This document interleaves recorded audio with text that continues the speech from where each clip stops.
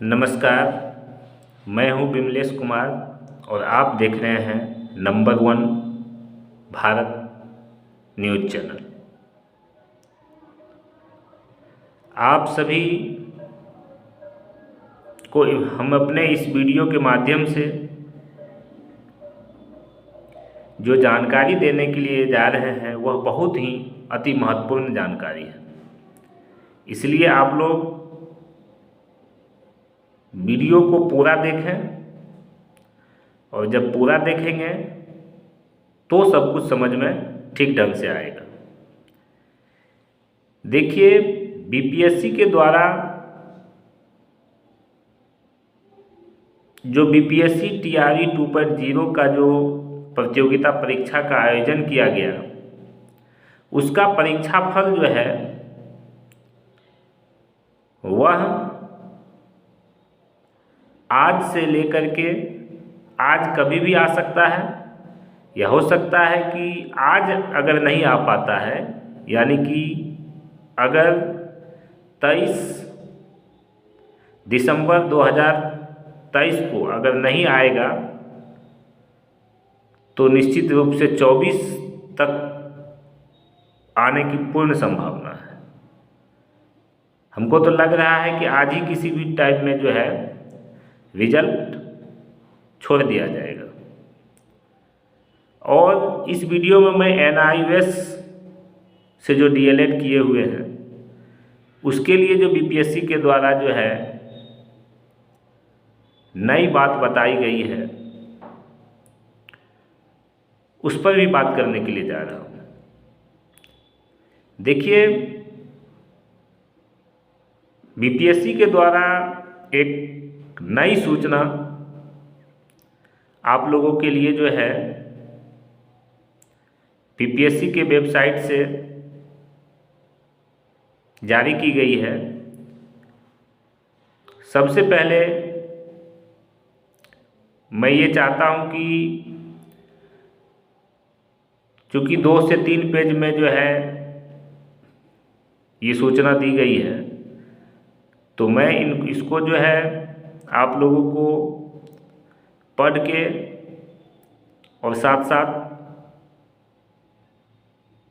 उसको जो है और भी क्लियर करके जो है बताने के लिए जा रहा हूँ। आप लोग ज़रूर ध्यानपूर्वक सुने, बहुत ही इम्पोर्टेंट नोटिस है। देखिए, कहा जा रहा है कि विज्ञापन संख्या 27/2023 अध्यापक नियुक्ति प्रतियोगिता परीक्षा। विज्ञापन संख्या 27/2023 विद्यालय अध्यापक नियुक्ति प्रतियोगिता परीक्षा का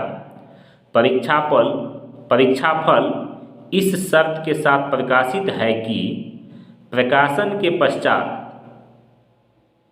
प्रशासनिक विभाग के द्वारा नियुक्ति हेतु काउंसलिंग के समय ऑनलाइन आवेदन करते समय समर्पित वांछित प्रशैक्षणिक अर्हता संबंधी प्रमाण पत्रों की जांच उसके मूल प्रति से की जाएगी। किससे की जाएगी? मूल प्रति से की जाएगी। काउंसलिंग के समय काउंसलिंग जो होगी, उस काउंसलिंग के समय ऑनलाइन आवेदन जो आप किए थे, आवेदन जो आप बीपीएससी टीआरई 2.0 का किए थे, ऑनलाइन आवेदन किए थे, तो ऑनलाइन आवेदन जो किए थे, तो जो कागजात ऑनलाइन आवेदन में आप लगाए हैं, उस ऑनलाइन आवेदन में जो कागजात आपका लगा हुआ है, वही कागजात जो है आपको लेकर के जाना है काउंसलिंग में। समझ गए? काउंसलिंग में वही सब कागजात जो है लेकर के जाना है, उसका छाया प्रति लेके जाना है। ठीक है? काउंसलिंग के समय ऑनलाइन आवेदन करते समय समर्पित वांछित शैक्षणिक प्रशैक्षणिक अर्हता संबंधी प्रमाण पत्रों की जांच जो होगी वो उसके मूल प्रति से की जाएगी, जिसमें असफल होने पर, अगर आप इसमें असफल होते हैं तब उनकी पात्रता एवं परीक्षा फल, यानी आपकी पात्रता भी खत्म हो जाएगी और परीक्षा फल भी रद्द कर दी जाएगी। दोनों ही स्वतः रद्द समझी जाएगी, अपने आप वो क्या हो जाएगा? रद्द हो जाएगा। इसलिए ध्यान से जो है सब कुछ को सोच समझ के जो है काउंसलिंग में जाना है। जो फर्जी स्टूडेंट होंगे वो बिल्कुल नहीं जाएंगे, मत जाइएगा, नहीं तो पकड़ा जाइएगा। इसलिए आवश्यक है कि अभ्यर्थियों द्वारा ऑनलाइन फॉर्म भरते समय अपलोड किए गए कागजात, इसलिए कहा जा रहा है कि आवश्यक है कि जो अभ्यर्थी ऑनलाइन जो आवेदन फॉर्म भरते समय अपलोड किए थे कागजात, वो कागजात यानी दस्तावेज को डाउनलोड कर सत्यापन के समय उसको क्या कीजिएगा, कागजात को डाउनलोड कर लीजिएगा। डाउनलोड करने के बाद सत्यापन के समय यानी कि जब आपका सत्यापन होगा, उस सत्यापन के समय सक्षम प्राधिकार प्रशासनिक विभाग के समक्ष उपस्थित करेंगे। प्रशासनिक विभाग के समय क्या करेंगे, प्रशासनिक विभाग के समक्ष में सामने में उसको उपस्थित करेंगे। उसके बाद कहा जा रहा है अभ्यर्थियों द्वारा अपलोड किए गए सभी दस्तावेज पर डाउनलोड करने पर, जब सभी दस्तावेज आप डाउनलोड करेंगे तो डाउनलोड करने पर उसमें स्वतः रजिस्ट्रेशन सहित नया वाटरमार्क अंकित रहेगा। रजिस्ट्रेशन सहित क्या हो जाएगा, अपने आप नया वाटरमार्क जो है वो उस पर अंकित तो हो जाएगा, जो पूर्व के वाटरमार्क से भिन्न होगा। यानी कि बीपीएससी टीआरई 1.0 में जो वाटरमार्क लगा हुआ था उस वाटरमार्क से ये बिल्कुल भिन्न होने वाला है।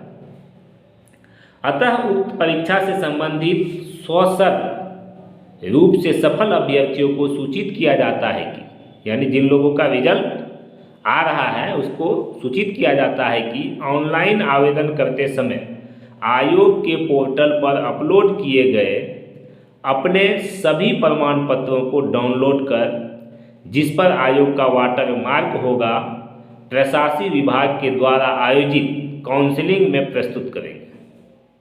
यानी प्रशासनिक विभाग द्वारा जो आयोजित काउंसलिंग होगी उस काउंसलिंग में आप लोगों को सभी कागजात प्रस्तुत करने हैं।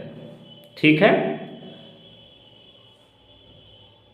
जितना भी पोर्टल पर अपलोड किया गया प्रमाण पत्र है सभी को डाउनलोड कर लेना है।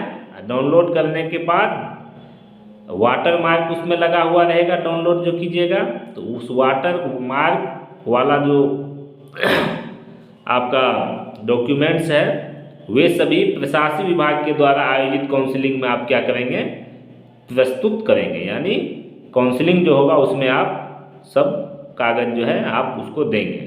आयोग के वाटरमार्क के बिना कोई प्रमाण पत्र मान्य एवं स्वीकार्य नहीं होगा।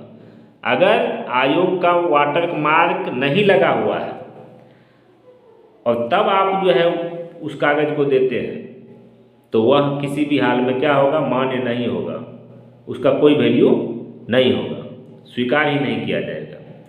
कोई नया प्रमाण पत्र अपलोड कर पुनः डाउनलोड कर जमा करने की व्यवस्था मात्र संबंधित प्रशासनिक विभाग की अनुशंसा पर ही अभ्यर्थियों को दी जाएगी, अन्यथा नहीं। कहा जा रहा है कि कोई नया प्रमाण पत्र जो है अपलोड चाहिएगा अपलोड करने के लिए तो वह प्रशासनिक विभाग के जो है आदेश के अनुसार ही आप कर सकते हैं, वैसे आप अपलोड कीजिएगा वो वैलिड नहीं होगा। ठीक है, उसकी मान्यता नहीं होगी। अभ्यर्थियों के स्वास्थ्य या दिव्यांगता आरक्षण से संबंधित प्रमाण पत्रों की जांच प्रशासनिक विभाग द्वारा कराई जाएगी। अभ्यर्थी जो दिव्यांग कोटि में जो है अपना आवेदन किए हैं, बहुत अभ्यर्थी ऐसे हैं जो दिव्यांग हैं नहीं और आवेदन कर दिए हैं, तो उसकी जो है जांच जो होगी वह प्रशासनिक विभाग द्वारा कराई जाएगी अलग से। या मान लीजिए कि आरक्षण की जहाँ तक बात है, कोई जनरल कैटेगरी के हैं और वो अपना जो है क्रीमी लेयर बना लिए हैं, कोई है ऐसा कि बीसी के हैं और बीसी कैटेगरी से बिलोंग्स करते हैं लेकिन उन्होंने SC ST का बना लिया है, तो ये सब जो है छलावा वाला काम नहीं चलेगा। ठीक है, आप बाहर हो जाएंगे अगर इस तरह का काम करते हैं।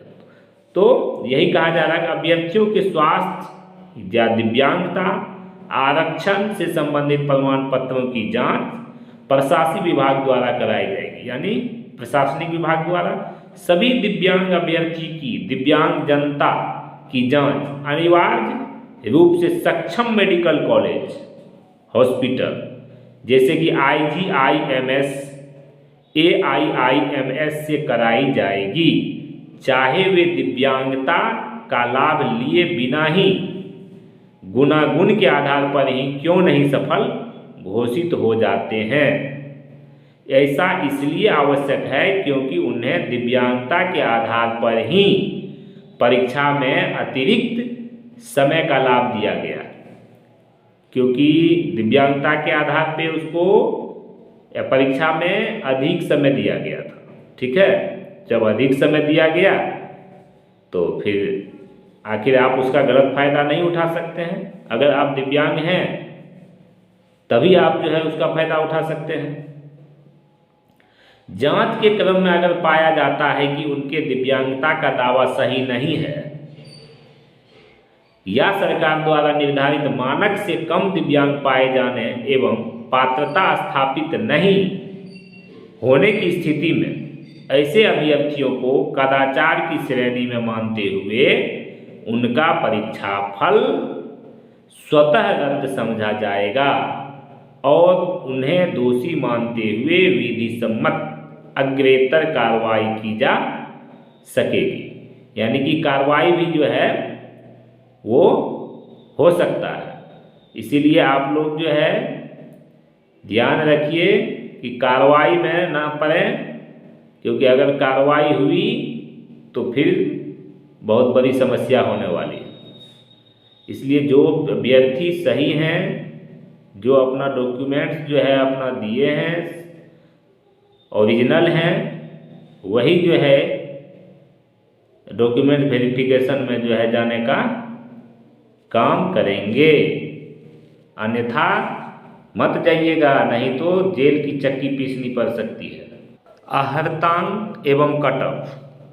अब जो है आहर्ता और कटअफ से संबंधित सूचना है।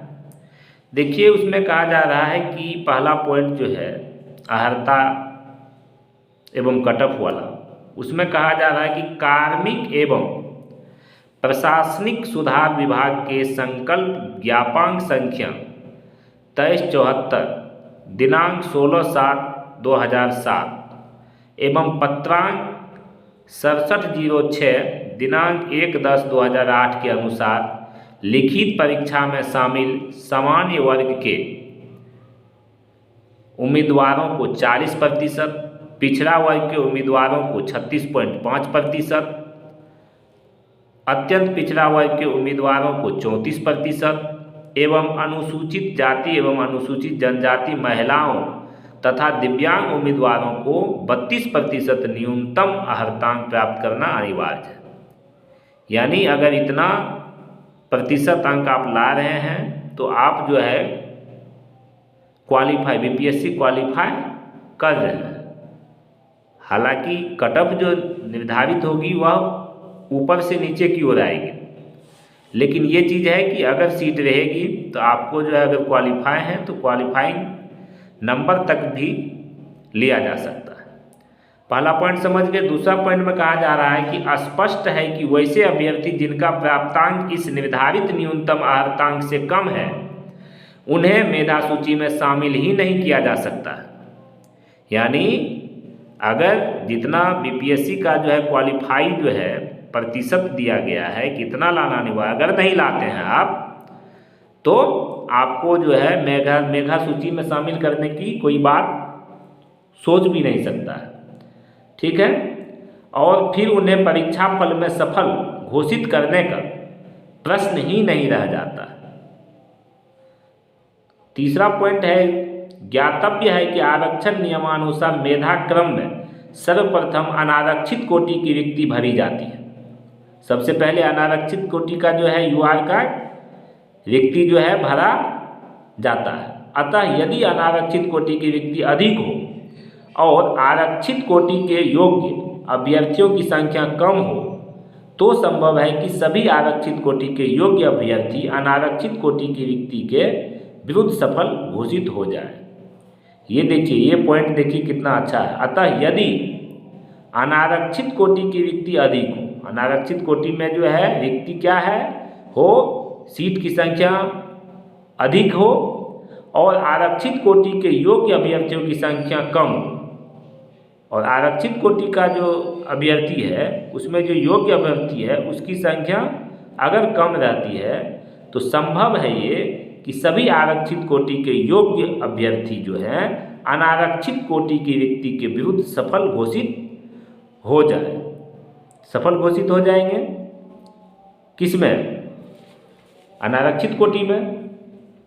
ऐसी स्थिति में आरक्षित कोटि की रिक्ति खाली रह जाएगी। तो आरक्षित कोटि वाला जो रिक्ति है, जो आपका कैटेगरी वाला रिक्ति है, वो खाली रह जाएगा और इस कारण उसमें कोई कटअप नहीं हो सकेगा, अर्थात यह NA यानी कि नॉट अप्लीकेबल रहेगा। अगला पॉइंट कहा जा रहा है, साथ ही अनारक्षित कोटि की अंतिम रिक्ति पर यदि आरक्षित कोटि के अभ्यर्थी सफल घोषित होते हैं तो उसका प्राप्तांक ही कटअप हो जाएगा। उसका क्या हो जाएगा? प्राप्तांक के कटअप हो जाएगा और यह प्राप्तांक उस आरक्षित कोटि का न्यूनतम अर्हतांक भी हो सकता है जो स्पष्टतः अनारक्षित कोटि के न्यूनतम अर्हतांक से कम होगा। अगला पॉइंट कहा जा रहा है कि यह भी ज्ञातव्य है कि उपरोक्त विशेष परिस्थिति में अनारक्षित कोटि का कटअप वस्तुतः अनारक्षित कोटि का न्यूनतम अर्हतांक हो जाने एवं अनारक्षित कोटि के अभ्यर्थी का प्राप्तांक उससे अधिक होने के बावजूद अनारक्षित कोटि के उक्त अभ्यर्थी सफल घोषित नहीं हो सकेंगे यदि उनका प्राप्तांक अनारक्षित कोटि के न्यूनतम अर्हतांक से कम हो। उसके बाद कहा जा रहा है कि मेधाक्रम एवं टाई ब्रेकर। मेधाक्रम के बारे में कहा जा रहा है। इसमें कहा जा रहा है कि पहला पॉइंट में देखिए क्या कहा जा रहा है कि लिखित परीक्षा यानी कि वस्तुनिष्ठ के कुल प्राप्तांक जो है, परंतु भाषा के क्वालिफाइंग होने के कारण इसके प्राप्तांक को छोड़कर अर्थात शेष 120 प्रश्नों के प्राप्तांक के आधार पर आयोग द्वारा सफल अभ्यर्थियों की औपबंधिक मेधा सूची तैयार की गई है। यानी कि भाषा का जो एग्जाम हुआ था लैंग्वेज पेपर का, उस पेपर को शून्य मान लिया गया, यानी उस पेपर का से कोई लेना देना नहीं है। उसमें आप चाहे 0 नंबर भी क्यों नहीं ला रहे, कोई लेना देना नहीं है। GS पेपर जो है जिसको कि मेंस कहते हैं, इसमें 120 नंबर का जो है एग्जाम हुआ था। उसी 120 नंबर के आधार पे जो है आपका कटअप, उसी 120 नंबर के आधार पे आपका मेधा सूची जो कि औपबंधिक होगा वह तैयार किया जाएगा, तैयार की गई है, किया गया है।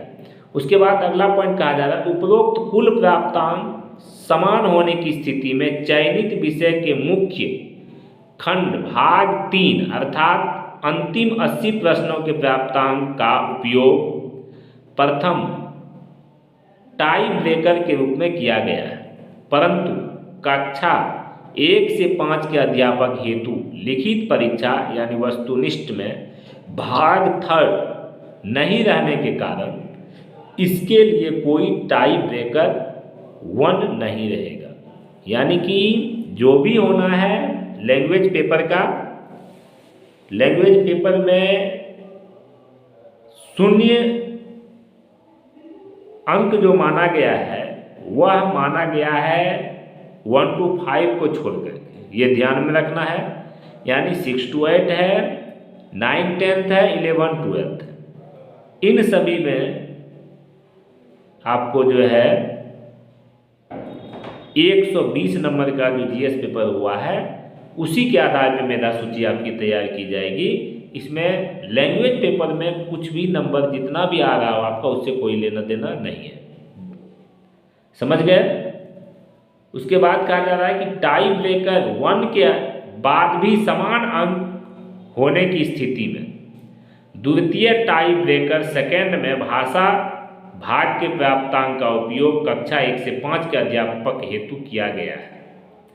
अगला पॉइंट है परंतु अन्य कक्षाओं के अध्यापकों हेतु भाषा भाग में गैर हिंदी अभ्यर्थियों के लिए पाठ्यक्रम के अनुसार अलग से प्रश्न नहीं रहने के कारण सभी के लिए समान अवसर और लेवल प्लेइंग फील्ड प्रदान करने हेतु बिहार राज्य विद्यालय अध्यापक नियुक्ति, स्थानांतरण, अनुशासनिक कार्रवाई एवं सेवा शर्त नियमावली 2023 की कंडिका 7 की उपकंडिका 5 के तहत जो है न्यूनतम आहार्तांक नियत करने के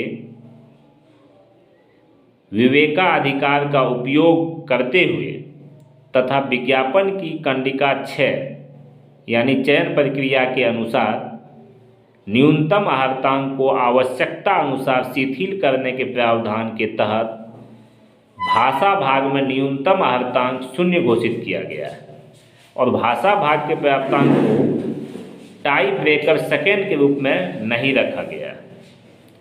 उसके बाद अगले पॉइंट में है कि टाई ब्रेकर थर्ड एवं फोर्थ में क्रमशः अभ्यर्थी का उम्र देवनागरी लिपि में वर्णमाला के अनुसार उसके नाम को वरीयता दी गई है। क्या किया गया है? टाई ब्रेकर थर्ड एवं फोर्थ के रूप में जो है एक क्रम से अभ्यर्थी का उम्र देखा जा रहा है। उसके बाद देवनागरी लिपि में वर्णमाला के अनुसार उसके नाम को वरीयता दी गई है। जैसे कि मान लीजिए कि किसी का ए से नाम है और किसी का सी से नाम है, तो पहले ए वाला को लिया जाएगा उम्र को देखते हुए, क्योंकि उम्र अगर दोनों का सेम है तो जिसका पहले जो है वर्णमाला पहला वर्णमाला होगा, पहला दूसरा तीसरा जो भी है, उसके बाद बाकी लोगों को लिया जाएगा। अगर सी से किसी का नाम है और ए से किसी का नाम है और ए वाला का भी डेट ऑफ बर्थ सेम ही है और सी वाला का भी सेम ही है, तो पहले ए वाला को नौकरी दी जाएगी, बी वाला को अगर सीट रहेगा तो दी जाएगी, नहीं तो नहीं दी जाएगी। समझ गए ना जी। उसके बाद देखिए क्या कहा जा रहा है कि अन्य महत्वपूर्ण प्रावधान एवं शर्त। अब अगला क्या महत्वपूर्ण प्रावधान है और क्या शर्त है, इस शर्त को देख लीजिए, सुन लीजिए। कहा जा रहा है कि माननीय सर्वोच्च न्यायालय के civil appeal number 2023 arising out of SLPC NOS 23/5/84 of 2022 एवं SLPC नंबर 23/9/43 ऑफ 2022 में दिनांक 28/11/2023 को पारित न्यायादेश national institute of open schooling, मैंने बताया था कि NIOS से रिलेटेड भी सूचना है, तो NIOS के द्वारा खुला एवं दूरस्थ शिक्षा के माध्यम से प्राथमिक शिक्षा में 18 महीने का डिप्लोमा यानी कि DLED की मान्यता समाप्त की गई है। जैसा कि आप सभी जान रहे हैं, लेकिन फिर भी लोग सोच रहे थे कि नहीं, हो सकता है कि रिजल्ट प्रकाशित की जाए, लेकिन जैसा बीएड में हुआ था, बीएड वाला मामला में, वैसे ही NIOS वाला मामला में भी देखिए हो चुका है। उसके बाद फिर देख लीजिए, यानी कि DLED जो NIOS से किए हुए हैं उनका रिजल्ट नहीं आने वाला है, उसका रिजल्ट नहीं आ रहा है, उसके रिजल्ट को रोक के रखा जा रहा है, उसको रिजल्ट नहीं दिया जाएगा। साफ साफ शब्दों में यहाँ पे सूचना में जो है लिखा हुआ है। उसके बाद देखिए अगले पॉइंट में कहा जा रहा है कि ज्ञातव्य है कि बिहार राज्य विद्यालय अध्यापक नियुक्ति, स्थानांतरित, अनुशासनिक कार्रवाई एवं सेवा शर्त नियमावली 2023 की कंडिका 2 की उपकंडिका XXVI के तहत यह प्रावधानित है कि शिक्षक प्रशिक्षण के किसी भी उपाधि के मान्यता के बिंदु पर अथवा किसी उपाधि विशेष की समतुल्यता के बिंदु पर किसी प्रकार के विवाद की स्थिति में राष्ट्रीय अध्यापक शिक्षा परिषद NCTE के परामर्श से शिक्षा विभाग का निर्णय अंतिम होगा। किसके परामर्श से शिक्षा विभाग का निर्णय अंतिम होगा? NCTE के प्रावधान से अंतिम निर्णय होगा। उसके बाद अगले पॉइंट में कहा जा रहा है कि इसके आलोक में शिक्षा विभाग बिहार सरकार के ज्ञापांक 11 नियमावली 1 फरवरी 2023 743 दिनांक 10/4/2023 संसूचित है। और अंतिम पॉइंट जो है उसमें कहा जा रहा है, देखिए ध्यान से सुनिएगा, फिर भी यदि इसमें संबंधित किसी अन्य मामले में माननीय सर्वोच्च न्यायालय अथवा सक्षम न्यायालय का अन्यथा आदेश पारित होता है तो उसके फलाफल से परीक्षा फल प्रभावित होगा। यानी कि अगर सुप्रीम कोर्ट कुछ और नया जो है कुछ करना चाहेगी, कुछ नया जो है फिर फैसला अगर आता है तो उससे आपका परीक्षा फल जो है वो प्रभावित होना निश्चित है। इसके लिए आप सभी तैयार रहेंगे। बिहार लोक सेवा आयोग के द्वारा जो है ये सूचना आप लोगों के लिए दी गई है। आप लोगों को मैंने एक एक जो है पॉइंट को पढ़ करके उसको क्लियर करने का काम किया है। तो अब आप लोग जो है इसको बढ़िया से जो है सुन लीजिए, देख लीजिए, और आप लोग जो है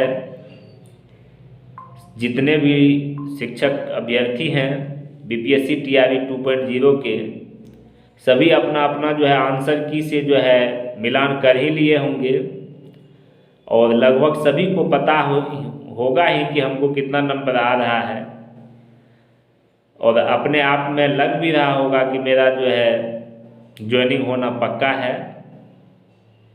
लेकिन जो लोग गलत तरीके से जाने वाले होंगे उनके लिए कहना चाहूँगा कि आप लोग थोड़ा सावधान हो जाएं,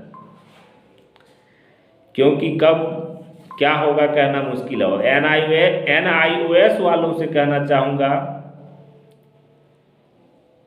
कि आप लोग धैर्य बनाए रखें। निश्चित रूप से आज नहीं तो कल जो है आप लोगों को सफलता मिलेगी, क्योंकि सुप्रीम कोर्ट का आदेश है तो सुप्रीम कोर्ट से ऊपर कोई भी नहीं है, माननीय सर्वोच्च न्यायालय है, तो सम्मान तो करना पड़ेगा। वीडियो बहुत लंबा हो चुका है, आप लोगों को जो सूचना देनी थी वो मैंने दे दी है। अगर आप लोगों को हमारा जो है वीडियो अच्छा लगा हो तो हमारे चैनल को सब्सक्राइब कर लें, लाइक कर लें, शेयर करना ना भूलें। धन्यवाद।